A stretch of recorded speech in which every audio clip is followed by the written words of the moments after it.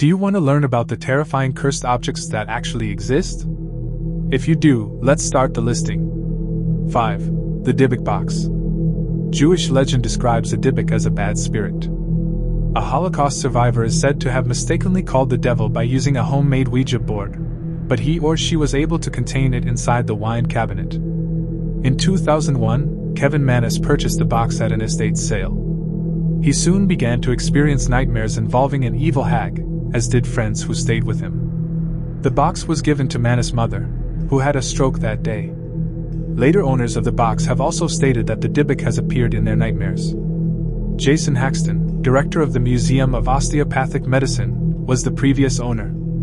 He experienced nightmares, odd skin disease, and bloody coughing. 4. James Dean's car. James Dean, an actor, adored his 1955 Porsche Spider. He affectionately referred to it as his little bastard, and had it extensively personalized. Sir Alec Guinness reportedly told Dean at their lunch meeting that, "If you go in that car, you will be found dead in it by this time next week," since the vehicle was so obviously evil. Dean was also. The misfortune didn't end there, either, as one of the mechanic's legs were crushed as they attempted to fix the wrecked car. The new owner of the vehicle sold the drivetrain and engine to 2 racers. One of them lost control, crashed into a tree, and died instantly, while the other suffered injuries when his vehicle locked up and overturned. 3. The Crying Boy paintings. Here are the details. Inexplicably becoming highly famous in the 1950s, a painting by Italian artist Giovanni Bragolin of a boy in tears had many prints created. The prints were in excellent shape, yet a fireman claimed to have discovered them in several burned homes, according to a 1985 report in the dependable British tabloid The Sun. No British firefighters, it seems, would let replicas of the picture inside their own houses because they were all so terrified by this incident. Both before and after the article, there were other reports of prints surviving house fires unharmed, and all of a sudden, a rumor surfaced that the artwork depicted an orphan whose home had burned down. 2. Thomas Busby's chair. Have you got a favorite chair at home? After you pass away, think about cursing it so that nobody other may sit on it without dying. Thomas Busby did that in 1702, just before he was put to death for killing his father-in-law by strangling him to death for doing what you may have guessed, sitting on his chair.